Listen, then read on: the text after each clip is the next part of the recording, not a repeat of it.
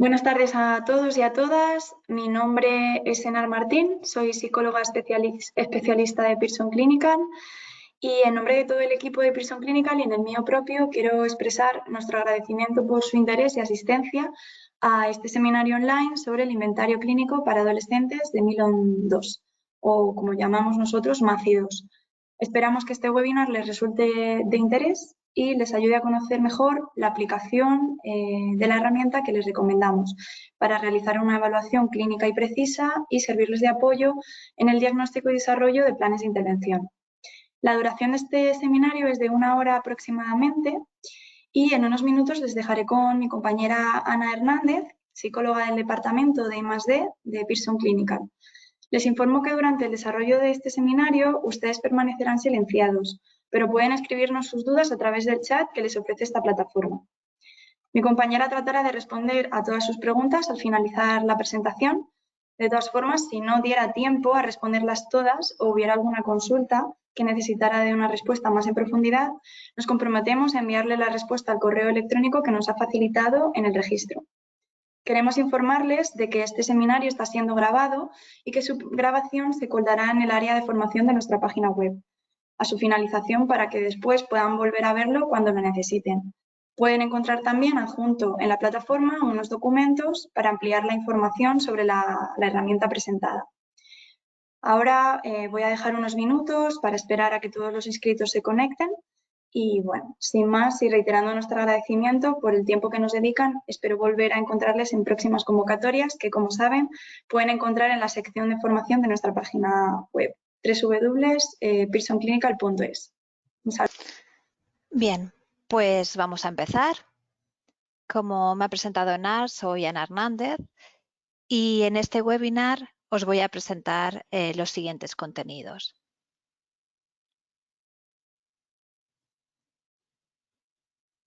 Por un lado, empezaremos presentando las características del MACI 2, las novedades de esta versión respecto a la versión anterior, algunos datos del proceso de adaptación española y rápidamente veremos también algunos de los fundamentos teóricos de la teoría evolutiva de la personalidad de Milon.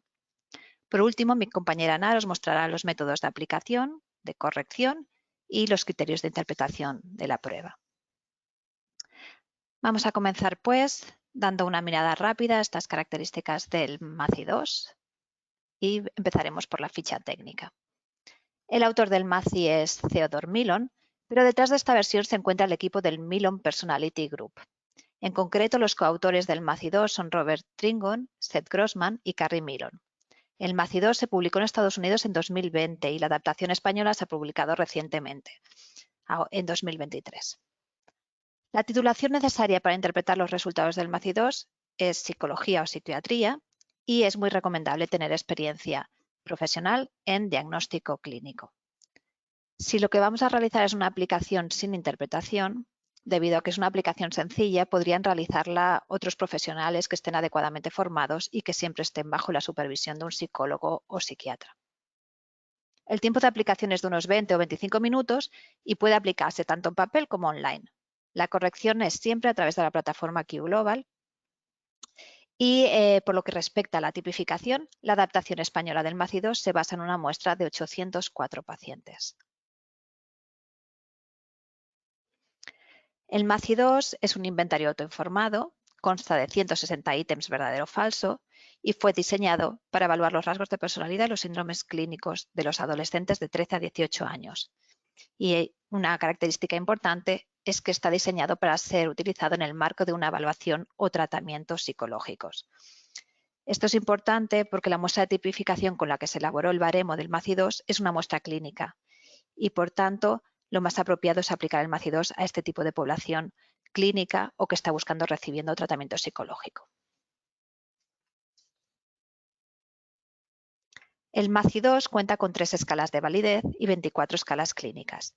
Dentro de las escalas clínicas tenemos 11 escalas de patrones de la personalidad, 4 escalas de preocupaciones expresadas y 9 escalas de síndromes clínicos.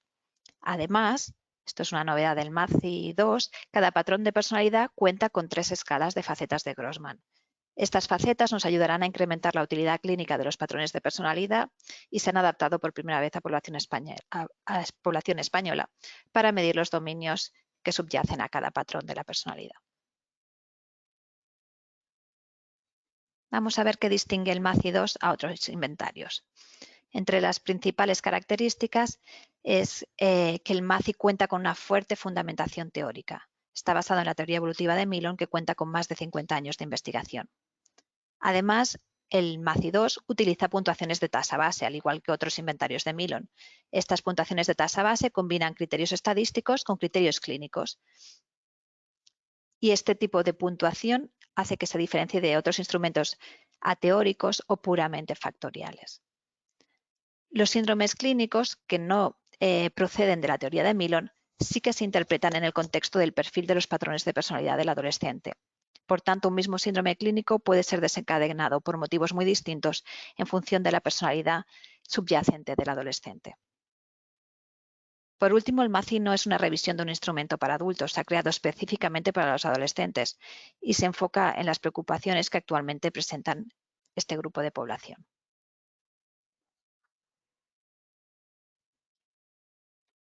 La aplicación principal del MACI-2 es el de ser utilizado como una ampliación de la entrevista clínica, ya que proporciona la información sobre los problemas del adolescente que van a requerir una intervención. Además, desde la teoría de Milon, Milon siempre insiste que comprender la estructura de personalidad e incluir las características de la personalidad en la planificación del tratamiento va a mejorar su eficacia y la duración de los resultados de esta intervención.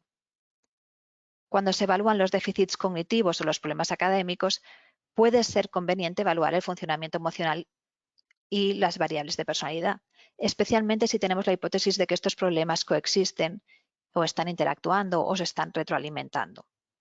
El MACI-2 también es un instrumento adecuado para la investigación. Estas escalas aportan criterios cuantitativos que nos permiten seleccionar grupos.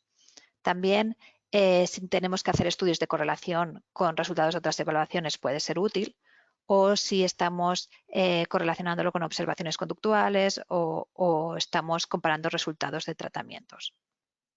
Los autores del MACI-2 están colaborando en investigaciones con el objetivo de mejorar la utilidad del instrumento, tanto en ámbito clínico como en empírico.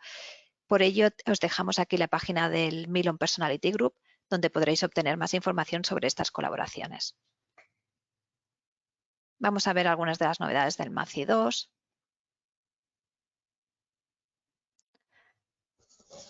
Una de las principales novedades es la actualización de los baremos.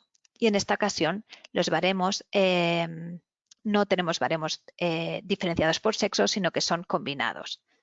Tenemos baremos para dos rangos de edad, de 13 a 15 años y otro baremo de 16 a 18 años. En la versión anterior llegaba el límite del rango a los 19 años y esta ocasión se queda ahí en final de la edad escolar. El baremo combinado por sexo es una novedad relativa, ya que es una práctica que los Milon vienen incorporando desde 2006 y en el campo de la evaluación psicológica se está decantando por el uso de baremos combinados principalmente por dos motivos.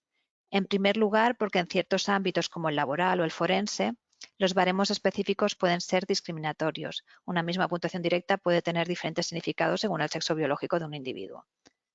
Pero en segundo lugar, el uso de baremos combinados nos asegura que las diferencias existentes entre hombres y mujeres se van a conservar al convertir la puntuación directa en puntuación estandarizada y por tanto no van a quedar enmascaradas como cuando se utilizan los baremos diferenciados por sexo. El contenido de los ítems se ha adaptado al contexto actual de los adolescentes y se ha modificado el sistema de corrección, intentando reducir el número de ítems solapados entre escalas. También se han creado nuevas escalas de validez, nuevas escalas de síndromes clínicos, las facetas de Grossman y nuevas categorías de respuestas llamativas. Además, se ha eliminado el ajuste de las tasas base y ahora se ofrecen puntuaciones percentiles. De esta manera, los profesionales disponen de una puntuación más tradicional. Y en relación con el sistema de corrección, ya no se dispone del CD, sino que la corrección se hace a través de la plataforma online QGlobal. A continuación, entramos en más detalle con el resto de novedades. Y en lo que respecta a las escalas de validez, los ítems de la escala V, invalidez, se han modificado ligeramente, pero serían equivalentes a los ítems de validez de la versión anterior. Esta escala consiste en 2 ítems que de forma directa plantean al sujeto si está respondiendo sinceramente. Esta escala nos ayudaría a identificar cualquier sujeto que responda con falsedad o que esté dispuesto a admitir que no está respondiendo sinceramente al cuestionario. Los índices modificadores de la versión anterior se han sustituido por las escalas de inconsistencia y negatividad de las respuestas. La escala de inconsistencia consiste en pares de ítems que son similares semánticamente a nivel de contenido y sirven para identificar respuestas que deberían tener respuestas similares y no las están teniendo, por tanto que son inconsistentes. Y nos permite detectar pues, las respuestas aleatorias. La última escala, negatividad de las respuestas, permite detectar patrones que son estadísticamente infrecuentes, patrones de respuestas. Por ejemplo, las puntuaciones altas reflejan un patrón de respuestas extremadamente negativo, mientras que las puntuaciones bajas reflejan un patrón de respuestas extremadamente positivo. Esta escala permite detectar esa tendencia a exagerar o minimizar los síntomas que en ocasiones nos encontramos. Las escalas del MACI-2, las escalas de patrones de personalidad, se corresponden con trastornos de la personalidad incluidos en el DSM-5, pero si nos fijamos, los nombres de las escalas denotan menor gravedad. Y es que las elevaciones de estas escalas no tienen por qué indicar un trastorno puramente de la personalidad. Sabemos que durante la adolescencia la personalidad está en desarrollo y es mucho más inestable que la del adulto. Sabemos que los rasgos de personalidad se han ido conformando a lo largo del tiempo y empiezan ahora a converger en tipos de personalidad, pero aún no podemos hablar de un trastorno de personalidad y por eso esta gradación en los nombres de las escalas.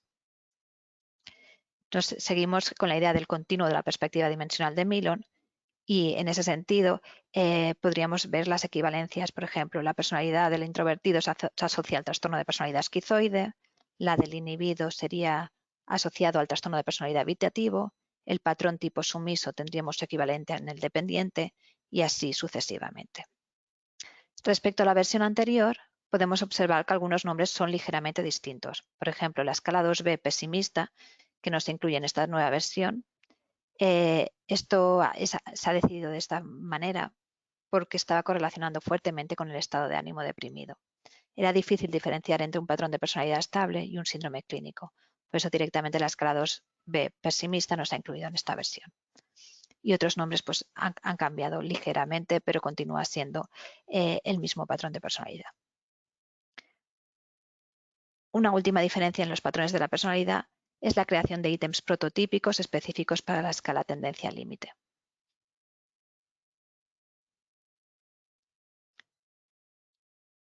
Como os decíamos antes, una novedad son las facetas de Grossman, y es que las escalas de los patrones de la personalidad evalúan distintos atributos de cada patrón, son polifacéticas, y las facetas de Grossman se han desarrollado para incrementar la utilidad clínica y ayudarnos a evaluar cuáles son los dominios que son más relevantes en cada patrón de personalidad.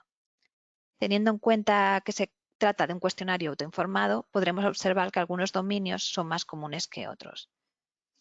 Por poner un ejemplo, en la escala 5 egocéntrico, podemos, con las facetas de Grossman, evaluar la autoimagen, el estilo cognitivo y la conducta interpersonal. Vamos a ver las preocupaciones expresadas. Y es que las escalas de preocupaciones expresadas se centran en los sentimientos y actitudes que tienen los adolescentes en relación a sus problemas que les suelen preocupar. Y estas escalas, por tanto, representan percepciones en lugar de criterios objetivos. En el MACI-2 se dispone de 4 escalas de preocupaciones expresadas, que son difusión de la identidad, infravaloración de uno mismo, inseguridad con otros adolescentes y desavenencias familiares. En la teoría de Milon, los síndromes clínicos deben interpretarse junto a los patrones de la personalidad. Y estos síndromes pueden ser extensiones o exageraciones de la personalidad general, o bien pueden ser debidos a experiencias vividas que han afectado a la personalidad. Es decir, traumas que hayan influido en el desarrollo de la personalidad u otro tipo de situaciones estresantes. El MACI-2 incluye 3 nuevas escalas de síndromes clínicos que van a permitir identificar trastornos importantes que pueden presentar los adolescentes. Estas 3 nuevas escalas son las 3 de la tabla inferior en la tabla. por tanto, desregulación disruptiva del estado de ánimo, que mide la dificultad para regular las emociones, en particular la ira, la frustración, y que puede afectar al funcionamiento interpersonal. La escala de estrés postraumático, que mide vivencias o acontecimientos que causan malestar psicológico significativo, y que supone una revisión de la escala de abuso infantil del MACI, que en esta ocasión, en el MACI 2, está más enfocada a la sintomatología de estrés postraumático. Por último, la escala de distorsiones de la realidad es una escala totalmente nueva que mide déficits en la verificación de la realidad y síntomas psicóticos. En relación con la adaptación española del MACI 2, quiero empezar agradeciendo el esfuerzo de muchas personas. Me gustaría dar las gracias al equipo de I+D, pero también a todos los profesionales que han participado, tanto los expertos que formaron el panel de expertos como los psicólogos que han participado en la recogida de datos de las muestras, ya que si tenemos en cuenta que la adaptación se inició el año 2020, hemos vivido muchas dificultades debido a la pandemia y quiero valorar el esfuerzo que han hecho estos profesionales para poder hacer posible esta adaptación. Tampoco quiero olvidarme de la contribución de los pacientes. Sin su participación voluntaria y desinteresada no podríamos realizar ninguna de estas adaptaciones. Bien, para la fase de traducción y adaptación de los ítems hemos contado con un panel de expertos y ellos eran tanto de áreas académicas como aplicadas y había tanto psicólogos clínicos como psicólogos de otras áreas, forenses, etc. La muestra experimental fue de 114 pacientes y en esta muestra aprovechamos para analizar el efecto del modo de aplicación. Como estábamos en esta fase de pandemia, dimos las dos opciones, la aplicación en papel, cara a cara presencial, o la aplicación online a distancia.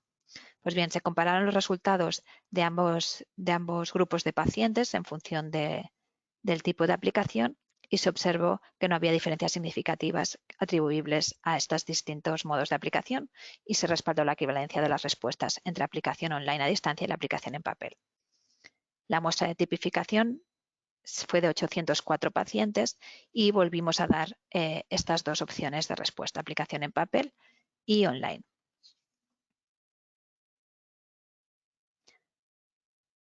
Vamos a ver las características demográficas de la muestra. Solicitamos a los centros que participaban que utilizaran criterios de selección aleatorios para evaluar a los pacientes. Como es habitual, en muestras clínicas se observa una mayor proporción de mujeres que de varones, alrededor de un 60% en nuestro caso, que es el que habitualmente los estudios epidemiológicos vienen arrojando. Para asegurar la representatividad de la muestra, evaluamos a pacientes que pertenecían a diversos ámbitos de atención psicológica y con distintas situaciones clínicas en el momento de la evaluación. Hoy tenemos tanto representado la clínica privada como los centros públicos, centros escolares o servicios sociales, fundaciones y justicia. También tuvimos en cuenta que hubiese una representación de las distintas zonas geográficas y tal como se ha observado en el mapa anterior y en la tabla, así lo hemos conseguido.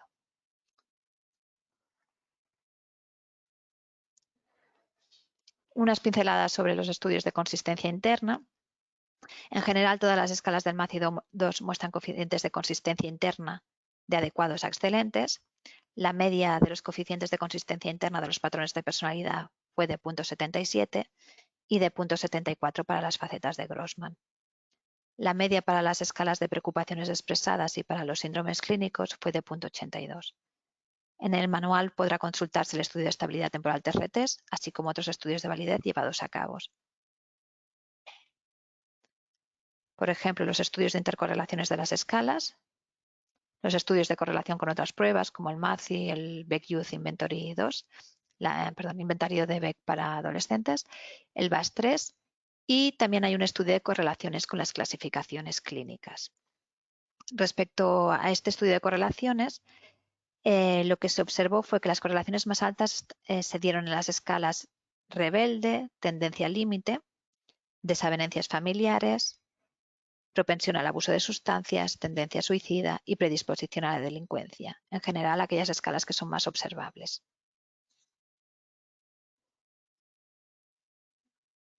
Una de las características que distingue el MACI 2 de otras medidas es su fuerte fundamentación teórica. Vamos a ver algunas premisas para tener en cuenta, algunas consideraciones. Por ejemplo, los constructos evaluados en los inventarios de Milon derivan de la teoría de la personalidad de Milon. Animo a los asistentes a investigar más sobre esta teoría. Hay bibliografía en español, pero sobre todo en inglés, y creo que aporta mucho a la interpretación de conocer esta bibliografía, a la interpretación de los Milon y en concreto del MACI 2.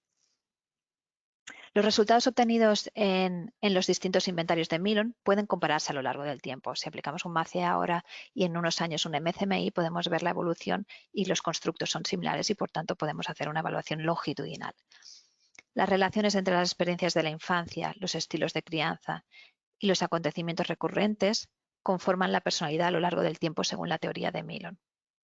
Y también según la teoría de Milon, la repetición de los mismos patrones de interacción está reforzando las tendencias conductuales, cognitivas y emocionales, así como las expectativas, las reacciones respecto al entorno, de modo que se da un mecanismo de autoperpetuación de estas estrategias y tendencias. La teoría de Milon, tanto la que podemos ver en el MCMI 4 como en el MACI 2, se basa y se fundamenta en tres polaridades. Tenemos por un lado la polaridad placer-dolor, por otro lado la polaridad pasivo-activo y una tercera polaridad uno mismo, otros. Estas polaridades se relacionan con estrategias aprendidas para obtener refuerzo positivo y minimizar los castigos, ya que la teoría de Milon se basa en las teorías de refuerzo. La combinación de estas polaridades configurarían los patrones de la personalidad. Y estos patrones, como decíamos, son dimensionales y van desde la normalidad al trastorno. En la polaridad existencia encontraríamos estrategias centradas en buscar el placer versus estrategias centradas en evitar el dolor. Por ejemplo, una personalidad evitativa utilizaría estrategias de evitación del dolor para minimizar las respuestas negativas, en este caso por parte de los demás. En la polaridad adaptación encontraríamos estrategias activas como la modificación del entorno versus estrategias pasivas como la acomodación al entorno.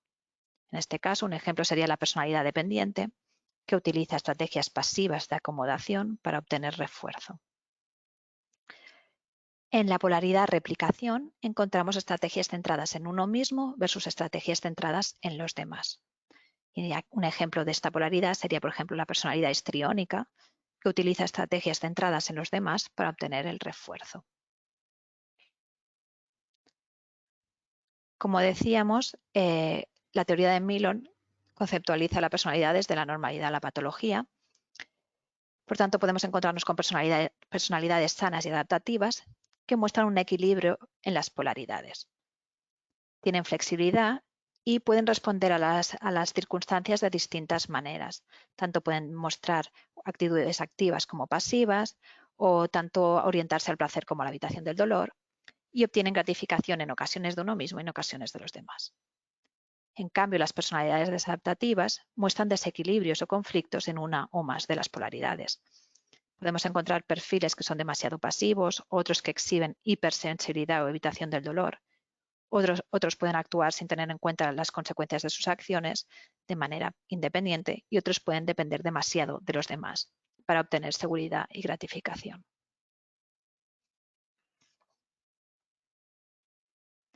La combinación de las polaridades que hemos visto en la diapositiva anterior da lugar a los patrones de la personalidad, entendidos siempre como prototipos de la personalidad. Luego veremos pues, que la configuración de los perfiles no acostumbra a ser el de una única elevación. Por tanto, son las combinaciones de las elevaciones lo que nos da la imagen de cada persona. Pero tenemos estos prototipos de la personalidad que serían los más teóricos, los más puros. La mayoría de estos patrones de la personalidad se corresponden con muchos de los trastornos de la personalidad que se incluyen en el DSM-5. Sin embargo, en el MACI 2 veíamos que estas 11 escalas de los patrones de la personalidad no representan trastornos porque, como decíamos, las alteraciones de la personalidad en los adolescentes no son estables, la personalidad del adolescente está en desarrollo, es más maleable que la de un adulto y, por tanto, estaríamos en esta dimensión dentro del estilo o tipo de personalidad, pero no dentro del trastorno de la personalidad. Entonces, viendo estas combinaciones, por ejemplo, tenemos el estilo dramático o el patrón de personalidad dramático, que tendría estrategias activas centradas en los demás, por tanto dependiente, versus, por ejemplo, el trastorno inhibido, que tendría un polo activo, unas estrategias activas, pero un patrón de conflicto entre placer y dolor. O que, perdón, más que conflicto, que sería el discordante, distante sería el inhibido.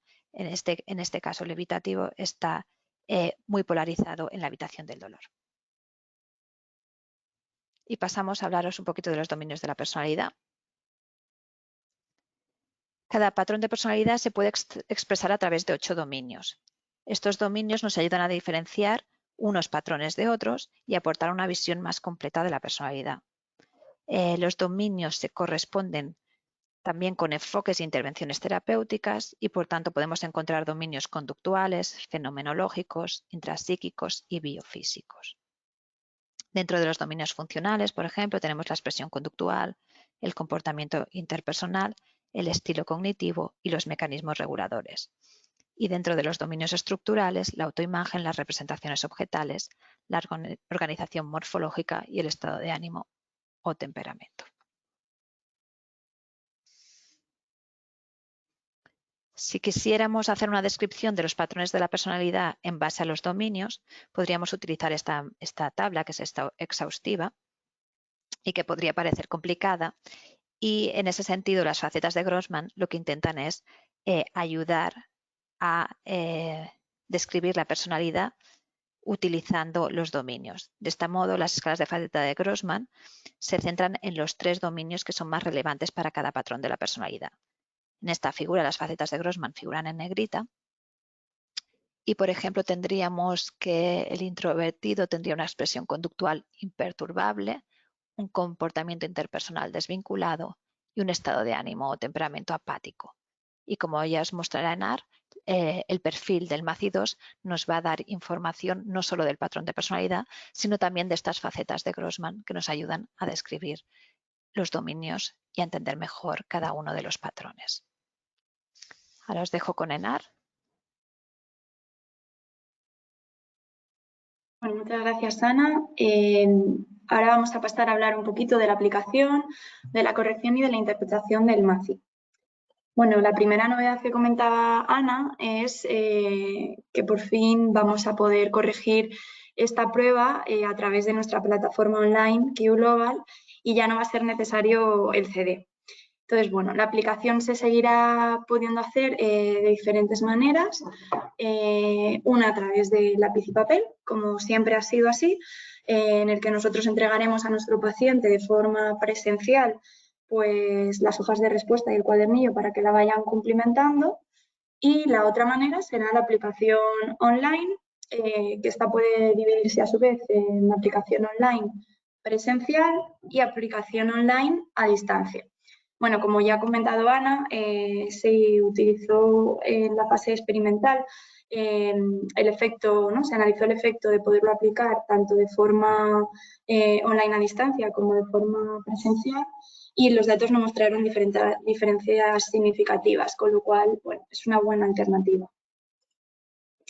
Como podemos ver aquí, pues si aplicamos la prueba en papel, simplemente tendríamos que corregir utilizando el primer icono y introduciendo los ítems de forma manual. Nosotros tenemos el cuadernillo de respuestas e iríamos picando dato a dato, ¿no? Ítem a ítem, en función de lo que hubiera contestado nuestro paciente. Si por el contrario hubiéramos aplicado la prueba de forma online pero presencial, lo que hubiéramos hecho es ceder el ordenador o la tablet en la cual tengamos nuestra plataforma QGlobal abierta y el paciente lo tendría que ir respondiendo in situ. Si por el contrario lo que queremos es aplicarlo de forma online a distancia, pues porque estamos haciendo terapia online, por ejemplo, podemos enviar el link por correo electrónico o a través de QGlobal podemos generar un correo electrónico que le llegaría al paciente.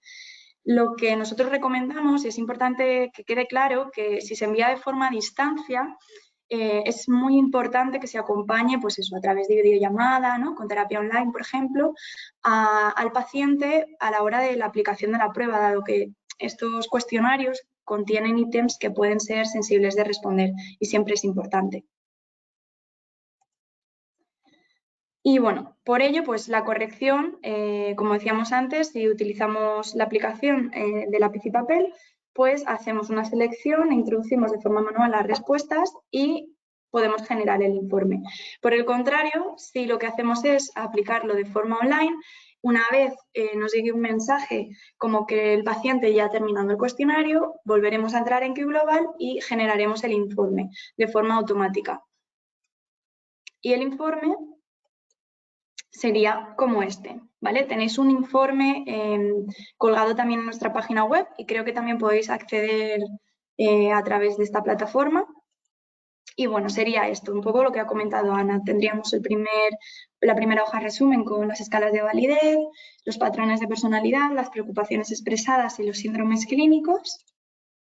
Después tendríamos las facetas de Grossman, las que han puntuado más altas, pero también todas las demás. Después tendríamos un breve resumen sobre aspectos de interpretación, sobre la validez de la prueba y a su vez tendríamos en la misma hoja las respuestas significativas que se dividen en diferentes escalas, ya sea de tendencias vengativas, pensamientos suicidas, autolesiones no suicidas, experiencias traumáticas, déficit en la verificación de la realidad, abatimiento y desesperanza, efecto espectro bipolar, explosiones de ira, problemas de control de los impulsos, ira instrumental y consumo de alcohol o drogas y problemas con la alimentación. Y en la última página tendremos un resumen de todas las respuestas que ha hecho nuestro paciente a los diferentes ítems. Entonces, para poder interpretar esta prueba hay 4 fases. En cada fase tenemos unos pasos. Con lo cual, en la fase 1 tendremos la revisión de la información del sujeto. En la fase 2 tendremos el examen de la validez de las respuestas y la valoración del nivel general de afectación de nuestro paciente. En la fase 3 tendremos el análisis transversal del perfil y después la revisión de esas respuestas significativas que hemos visto en el informe. Y por último tendríamos que integrar nuestro informe junto con otros datos pues, que hayamos tenido en cuenta, ya que es un paso fundamental para poder elaborar un informe, ¿no? Que tenga en cuenta pues, todas las circunstancias y las situaciones y el contexto pues, de nuestro paciente.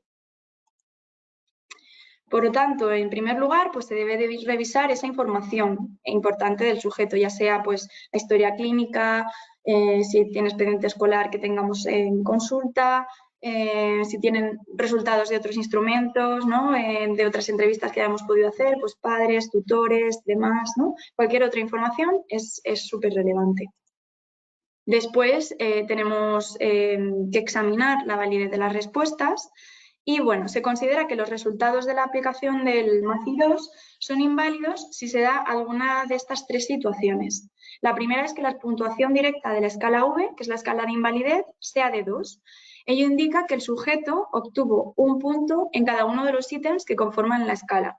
Entonces, cuando esto sucede, solo con uno de estos 2 ítems, la validez del protocolo del test es cuestionable. Y entonces aquí el profesional, bajo su juicio profesional, debe considerar esta información a la hora de interpretar los resultados de cara al informe. El segundo escenario es que la puntuación directa de la escala W, inconsistencia, es igual o superior a 8. Esto nos indica que es probable que el sujeto pues, haya respondido a los ítems de forma aleatoria. Y por último, si nos encontramos con la situación de que todas las tasas base de las escalas de la 1 a la 8B son inferiores a 60. Entonces, esto nos lleva a que los datos no reflejan un patrón de personalidad claro y, por tanto, no puede realizarse la interpretación. Entonces, cuando los resultados son inválidos, el sistema de la plataforma online, como lo corregimos de forma online, ya lo comunica e indica el porqué de esta falta de validez. Y el profesional en este caso tiene que elegir si quiere generar un breve informe al respecto o no. En este informe, en el informe de QGlobal, figuran los motivos de la invalidez de estos resultados, así como las respuestas dadas por el sujeto y también las respuestas significativas. pero no incluye el perfil de las puntuaciones de las escalas, porque el sistema no lo va a generar, ya que es inválido. A su vez, para determinar si las respuestas son aleatorias, es muy interesante y se recomienda utilizar el índice combinado de invalidez y de inconsistencia. En este caso, en la tabla, podemos ver cómo las puntuaciones del índice V y W, correspondientes a las categorías aceptable, cuestionable e inválido. Interpretar este índice es sencillo.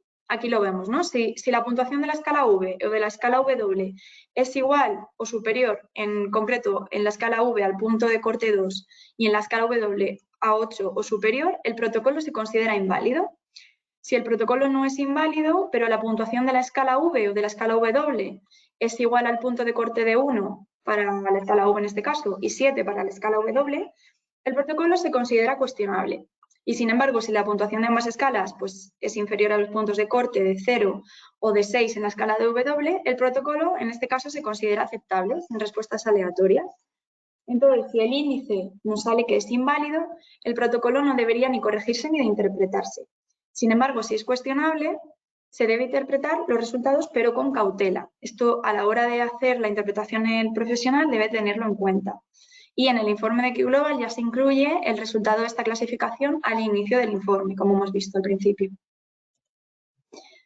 Después tenemos la escala X, la de negatividad de las respuestas. Entonces, en esta escala, tanto las puntuaciones muy altas en percentil 90 o superior como las muy bajas en percentil 10 o inferior, describen patrones de respuesta que son estadísticamente inusuales. Entonces, para interpretar el significado de estas puntuaciones, los profesionales podéis ayudaros de otra información, ¿vale? Que os permita corroborar pues, si el sujeto realmente pues, tiene muchos problemas, ¿no? Muchos más problemas de los que realmente está diciendo, o muchos menos problemas, ¿no? Y hay puntuaciones muy bajas que la mayoría de los adolescentes de estos entornos clínicos. Igual con una entrevista, ¿no? O si conocemos un poquito al paciente, pues ya no podemos hacernos una idea. Si esta información complementaria sugiere también que el sujeto puede que esté exagerando o minimizando sus problemas, el profesional pues debe tratar de averiguar pues un poco por qué lo ha hecho, ¿no? A través pues un poquito pues de entrevista, ¿no? Ver si hay algún factor que le ha llevado a falsear un poco sus respuestas, si cuando estaba redactando, ¿no? O cumplimentando el cuestionario, pues nosotros veíamos que tenía una buena disposición. Esto, por ejemplo, a la hora de hacerlo en papel, pues lo podemos ver in situ, pero también por eso es importante que tengamos esa videollamada si lo estamos haciendo a distancia para que veamos cómo es su actitud, ¿no? También pues, bueno, podemos hablar con sus padres, ¿no? O sus tutores a la hora de poder aclarar estas cuestiones.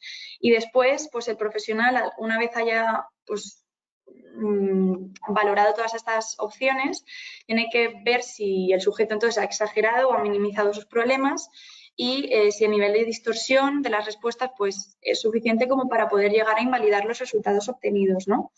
En este caso, pues sería interesante poderlo aplicar de nuevo, sabiendo que igual pues, el sujeto puede aplicarlo de nuevo con la mayor sinceridad posible y si es posible que así sea, pues sería interesante volvérselo a aplicar. Después tenemos la valoración del nivel general de afectación. Si los resultados se consideran válidos, ya hemos visto las escalas de validez y vemos que el perfil es totalmente válido y que es interpretable. Pues entonces debemos analizar el perfil de puntuaciones a fin de valorar el nivel de trastorno. Para ello se pueden utilizar diferentes indicadores. De entre las escalas de los patrones de la personalidad, la escala tendencia límite es la más crítica. ¿Por qué? Pues porque en este estilo de personalidad hay una mayor tendencia a tener problemas graves. En cuanto a escalas de los síndromes clínicos, las puntuaciones, por ejemplo, muy altas en la escala de distorsiones de la realidad pueden indicar la presencia pues, de un posible trastorno psicótico. Y dado que los síntomas psicóticos son poco comunes en la adolescencia, los resultados serían muy significativos. Otro método también para valorar la afectación es observar las elevaciones de todas las escalas en conjunto, lo cual indica el nivel general de problemas del sujeto, pues respecto a la muestra de tipificación.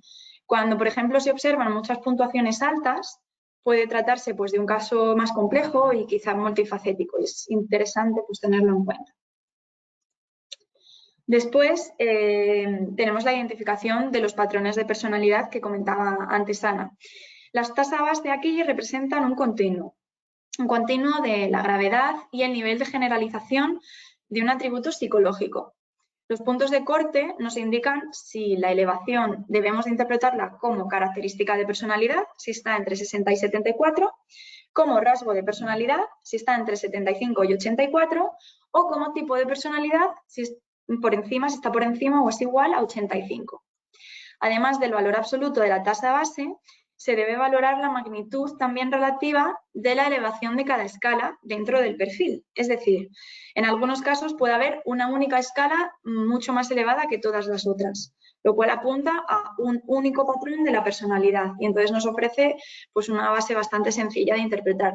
Sin embargo, no suele ser lo común. Lo más común es que haya elevaciones en 2 escalas o más de los patrones de la personalidad. Entonces, la segunda puntuación más alta señala un subtipo de estilo de la personalidad definida por la puntuación más alta. Por ejemplo, si la puntuación más alta es sumiso, pues sería sumiso y inhibido, o sumiso y dramático, por ejemplo, ¿no? Entonces, su interpretación debe centrarse en cómo modifica las características prototípicas del patrón de la personalidad representado por la puntuación más alta. Si hay 3 o más escalas elevadas y la escala tendencia límite es una de ellas, pues aquí el profesional debe darle una relevancia particular en la interpretación por lo que comentábamos antes.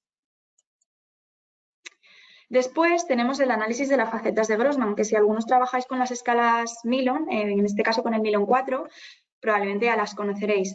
Entonces, estas facetas nos ayudan a desgranar los trastornos tan complejos de la personalidad, ¿no? Entonces, cada escala de los patrones de la personalidad está caracterizada por 3 facetas de Grossman, que nos aporta información sobre los principales dominios.